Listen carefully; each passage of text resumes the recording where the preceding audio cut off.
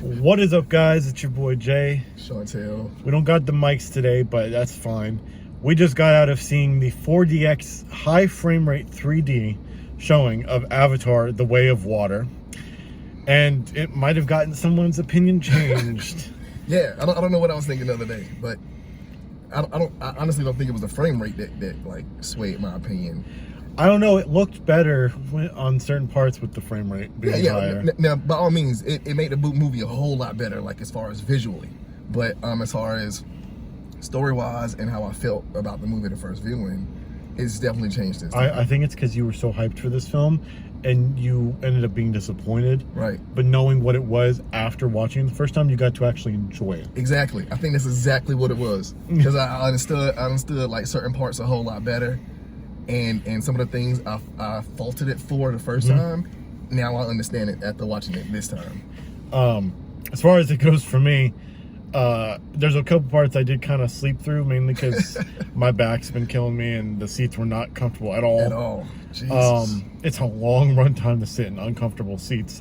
Granted, I thought the high frame rate was pretty decent considering there's not too many films where they do it right. Right. I'm looking at you, Gemini Man. Oh, God. That one was terrible. But because of the environment all being digital for the most part, except for some of the humans, I thought the high frame rate looked fantastic. Yeah, it was dope. I will say, as generally speaking, overall it was good. But the last act where they have this huge battle sequence, because it's not a spoiler to just say battle sequence. Right.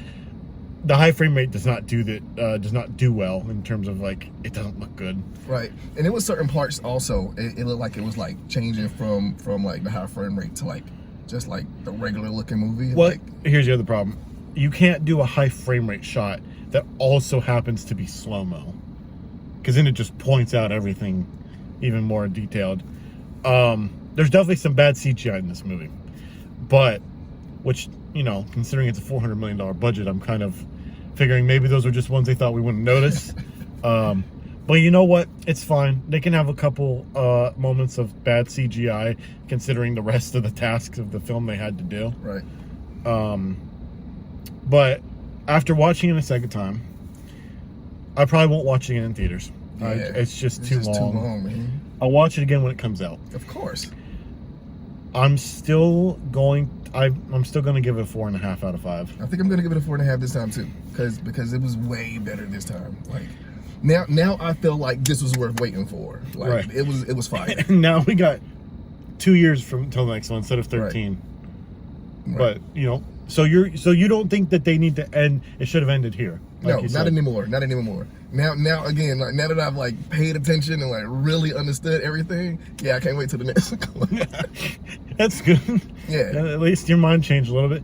Yeah. Definitely worth seeing for sure. I think we may do an episode of our podcast that comes out next year. Beginning of next year, we may have one of the first few episodes be our top 5 movies of the year. We're not going to do worst or anything like that. We're just going to do top 5 films of the year. Okay. I think this one will probably be somewhere in that list. Me too. Because we'll talk about it on the podcast. But. We will. But we're going to record that probably on Tuesday.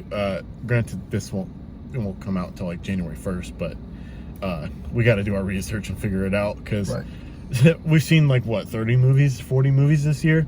To bring that down to 5, I can tell you there's a bunch that are not going to be on that list. No. Including Thor: Love and Thunder. Yeah. That's the worst film. That's the worst film of the year. Definitely. But until next time, guys, go see this film. For sure. If you have high frame rate and you don't want to sit in uncomfortable seats for 3 hours, they have high frame rate 3D showings that aren't in as uncomfortable seats. Recommend high frame rate for sure if you can see it. Right. Definitely go do that. See it whenever you can. But until next time, guys, it's been your boy Jay. Chantel. We will see you next time.